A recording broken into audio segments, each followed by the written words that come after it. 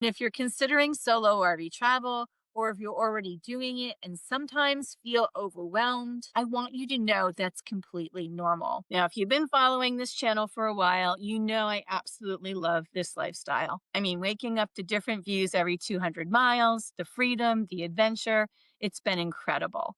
But today, I want to get real with you about something that doesn't get talked about enough in the RV community. I get asked all the time, Nancy, what's the hardest part about solo RVing? And while there are little things here and there that can be challenging, there's really one big thing that encompasses pretty much every difficulty I face out here. And that's the simple fact that I have to do absolutely everything by myself. And I mean everything. So today I'm going to break down what that really means. Because I think if you're considering solo RV travel, or if you're already doing it and feeling overwhelmed sometimes, you need to know you're not alone in feeling this way. Hey there, welcome back to my channel. I'm Nancy, and if you're new here, I document my life as a 60-plus solo RVer traveling across America. I share the ups, the downs, and sometimes the weird and controversial about living and traveling full-time in an RV.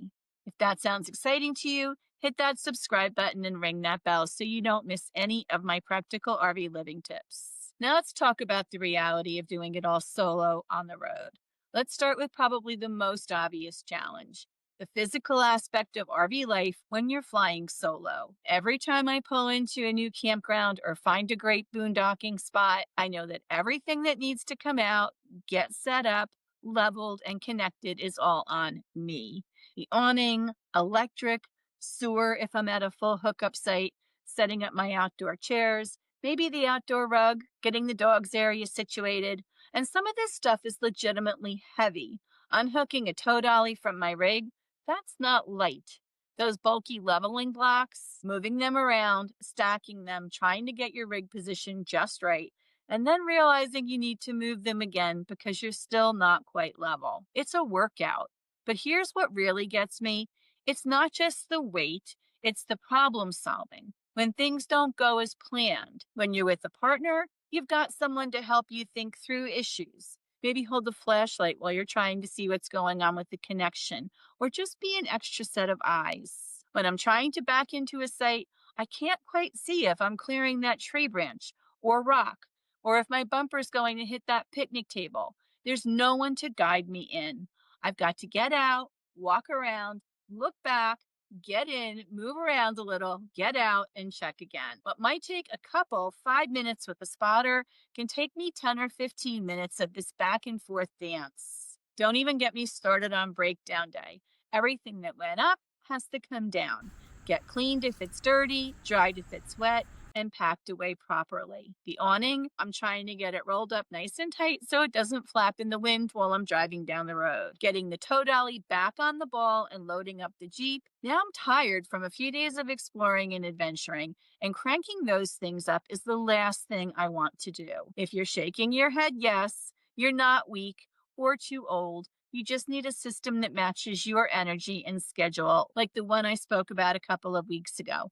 I'll leave that video link and another video about starting to RV at 60 at the end of this video and in the description. But you know what's even more exhausting than the physical stuff? The mental load. Every single decision, every piece of planning, every route consideration, it all falls on my shoulders. Before I can even get to a place where I'm setting up to camp, I've had to figure out where I'm going. And with my 200-mile rule, I'm constantly in planning mode. Where's my next stop? What's the weather going to be like? Are there any road construction projects I need to know about? What's the fuel situation going to be like on that route? I spend hours researching campgrounds, reading reviews, looking at satellite views to make sure I can actually get my rig in and out of places. And I'm not just planning one stop ahead. Usually I'm thinking 3 or 4 stops out because good sites book up, especially during peak season. And every single one of these decisions I'm making alone. There's no one to bounce ideas off of, no one to say, hey, what do you think about this? It's all me, all the time. The tough decisions are the worst, like when something breaks, and something always breaks. Whether it's small or large, I have to decide whether to try and fix it myself, find a mobile repair person, or try and find a shop that can accommodate my rig. I have to research repair options, read reviews, make phone calls, coordinate schedules. And I have to make all these decisions while also being my own advocate. Because let's be honest, I've been very lucky about the repair people I've worked with, but some people in the service industry don't take a solo woman as seriously as they should. Now let's talk about driving, because this is a big one. I love driving. I always have. But driving a Class C for hours at a time, day after day, with no one to share the load, that's a different story. Every mile, I'm the one behind the wheel. Every navigation decision, every merge onto a busy interstate, every time I need to change lanes or navigate through a construction zone. It's all me. And in a rig this size, you can't just whip into the next lane. You need space, you need time, and you need confidence. Weather makes it even more challenging. Rain, wind, fog, I'm dealing with all of that solo. There's no co-pilot to help watch out for traffic, no one to help me navigate while I'm focused on keeping us safe in heavy wind. When I hit that crosswind that makes the whole rig shudder, I'm gripping that steering wheel and working through it alone. And can we talk about fuel stops for a minute? In a regular car, you pull up to a pump, fill up, and you're on your way. In an RV, I'm looking for stations where I can get in and out without taking out someone's bumper or the gas pump. I'm walking around my rig before I leave to make sure that everything is secure. I'm checking tire pressure more often because I'm the only one who's going to notice if something's not right. Plus, I'm doing all of this while also trying to create content. That means I'm thinking about what I'm filming, trying to position cameras, and still keeping my full attention on driving safely. It's a lot to juggle, and maybe this is a teaser for a future video. I'm really looking forward to this new dash cam system that I'm getting that should make filming while driving much easier and safer. Okay, let's get into something that keeps me up at night sometimes: maintenance and repairs. When you're solo, you become the maintenance manager, the inspector, and often the repair person all rolled up into one. Every morning, I do my walk around: tires, lights, connections, awning, anything that might have shifted or come loose. I'm looking under the rig for leaks and checking fluid levels, making sure everything looks perfect. And when something doesn't look right, well, that's all to me to figure out too. I've learned to do things I never imagined I'd be doing: basic plumbing repairs, electrical troubleshooting. There's something to be said for having another person there who can hold parts, shine a light where you need it, or just provide moral support when you're elbow deep in a repair that's not going as planned. And then there are the repairs that are beyond my skill level or physical capability. Finding reputable service when you're on the road in an unfamiliar area with a rig that not every shop can accommodate, it's stressful. I have to research shops, read reviews, make phone calls, and advocate for myself. I've learned to be very specific about what I need and to ask a lot of questions up front, because there's nothing worse than packing up your whole house and showing up somewhere only to find out that they actually can't help you. I've had to become really good at describing problems over the phone, taking pictures and videos to send to potential repair shops, and being my own case manager for getting things fixed. It's exhausting, and it's one of those things that really highlights the everything falls on me reality of solo travel. Having a list of things I need to check regularly really helps to take a lot of the stress and worry about maintenance and scheduled repairs. Now, since this is YouTube and you're here watching this video, let's talk about something that's probably unique to those of us creating content on the road: filming everything yourself. Every shot you see, every angle, every piece of footage I set up, I framed, I recorded, and packed up. Sounds simple enough, right? Well, let me tell you, filming yourself is an art form that I'm still mastering. Do I want a shot of me walking toward the RV? I've got to set up the camera, frame the shot, start recording, walk back to wherever I'm starting from, do the walk, then go back and stop the recording and pack up the camera. Want a shot of me cooking dinner inside? I'm setting up the camera, trying to get the lighting right, making sure I'm in the frame, and then trying to act natural while also making sure that the food doesn't burn. And don't get me started on those beautiful sunset shots you see where I'm sitting outside of the RV looking pensively into the distance. You know what that really looks like? Me running back and forth between the camera and my chair, trying to get the timing right, hoping no one walks through the shot, and probably doing it 15 times before I get the one that works. The number of times I've recorded myself having a great conversation or telling a story, only to find out that the camera wasn't actually recording, or the audio didn't work, or I was completely out of the frame the whole time. Just yesterday, I was recording a beautiful sunset drive in the Pennsylvania Dutch countryside. I got home and I could see I never hit record. I thought I saw that red flashing record button. It would probably make you cry for me. In fact, it made me cry. This is why I'm so excited about the new dash cam system I'm getting. Being able to safely film while driving without having to mess with a handheld camera or an awkward setup is going to be a game changer for creating content and for safety. Let's talk about the daily grind, the cooking, cleaning, taking care of my 2 four-legged travel companions here. In a regular house, these tasks are spread out throughout your day. You've got more space to work with, and maybe you're sharing some of these responsibilities. In an RV especially, when you're solo, everything happens in a much smaller space. Cooking in this little kitchen means I'm the meal planner, the grocery shopper, the chef, and the cleanup crew. I've got to plan meals that work with my limited counter space and storage, my propane consumption, and my water usage. I can't just decide to make something elaborate on a whim. Every meal has to be thought through. And the cleanup?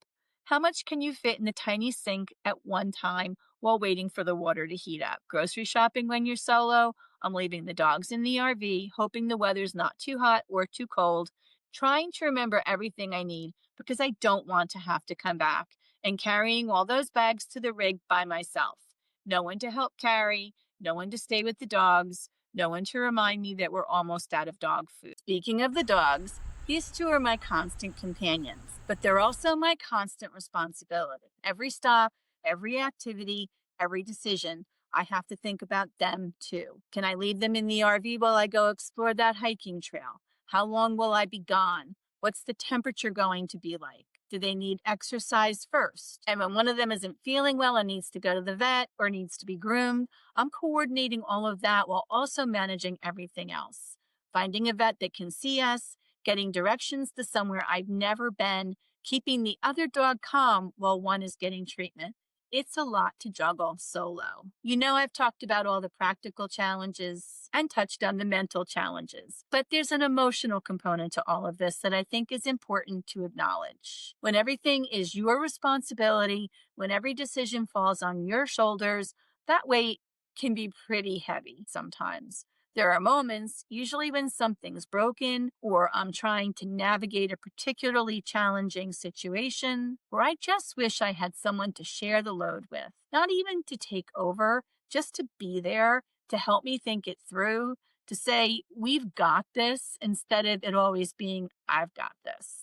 And I want to be honest with you about this because I think it's important. Social media makes solo travel look like this constantly empowering, always amazing experience. And don't get me wrong, it absolutely can be incredibly empowering and amazing, but it's also exhausting sometimes. When you're used to sharing life's responsibilities with someone, whether that's a partner, family members, or even just roommates, the transition to doing literally everything by yourself can be overwhelming. Some days I feel like a superhero who can handle anything. Other days I feel like I'm drowning in the sheer volume of decisions and tasks that need my attention. But here's what I've learned. Feeling overwhelmed sometimes doesn't mean you're not cut out for this lifestyle. It means you're human. It means you're taking on a lot, and it's natural to feel the weight of that. The thing is, when you're a part of a couple or a family doing this lifestyle, you can specialize a bit.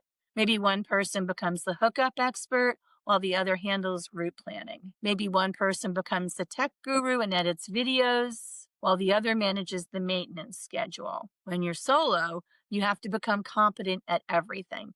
I've had to learn systems I never cared about before. I've had to develop problem-solving skills for situations I never even imagined I'd be in. I've learned about tire pressure monitoring systems, propane regulators, water pump troubleshooting, electrical systems, weather pattern reading, and so much more. My brain has become this database of RV knowledge that I never expected to need. The other day, I caught myself explaining the difference between 30 amp and 50 amp electrical hookups to someone at a campground. And I realized how far I've come. 2 years ago, I didn't even know those two were different things. But here's the reality. You learn because you have to. When something breaks and you're in the middle of nowhere, you need to figure it out. When you need to get somewhere and your usual route is closed, you adapt. When you're facing a problem you've never encountered before, you research. You ask for help and you work through it. Now, I don't want this to sound like it's all doom and gloom, because it's not. Over time, I've developed strategies and found resources that make the solo aspect much more manageable. The RV community is incredibly supportive. I've got apps for finding campgrounds, forums where I can ask questions, YouTube channels that have taught me more about my RV than I ever thought I'd know. When I'm facing a problem, I can usually find someone who's dealt with something similar. And campgrounds are social places. I've met so many helpful fellow RVers who are happy to lend a hand with setup, offer advice, or just provide that second pair of eyes when I'm trying to back into a tricky site. The RV community really does look out for each other. I'm not very good about accepting help from other RVers, even if they're good friends, but sometimes you have to let go of your pride and let someone help you get things right again. I've also learned to embrace technology that makes solo travel easier. That new dash cam system I mentioned, GPS maps that show RV-friendly routes, tire pressure monitoring systems that alert me to problems before they become disasters, my RV help app that can answer maintenance and repair questions for me or help me find a reputable repair place. All of these things help level the playing field a little bit. Most importantly, I've learned to plan ahead and be realistic about my limitations. I don't try and tackle major breakdown days when I'm already tired. I probably research my routes more thoroughly than I would if I were traveling with a partner. I give myself extra time for everything because I know it's going to take me longer to do things solo. So there you have it. The real talk about what I don't like about solo RV travel. And honestly, it all comes down to that one thing, having to do everything myself. The physical challenges of setup and breakdown, the mental load of constant planning and decision making, the reality of being the only driver day after day, managing all the maintenance and repairs, creating content while managing everything else, handling all of the daily tasks of cooking, cleaning, and pet care, and carrying the emotional weight of all of these responsibilities. It's a lot. And if you're considering solo RV travel, or if you're already doing it and sometimes feel overwhelmed, I want you to know that's completely normal. This lifestyle asks a lot of you when you're flying solo. But despite all of these challenges, I'm still out here. I'm still loving this lifestyle. I'm still making my own lane 200 miles at a time. Because while doing everything yourself can be exhausting, it's also incredibly empowering. Every challenge I overcome, every problem I solve, every mile I drive safely, it builds confidence. It proves to myself that I'm more capable than I ever imagined.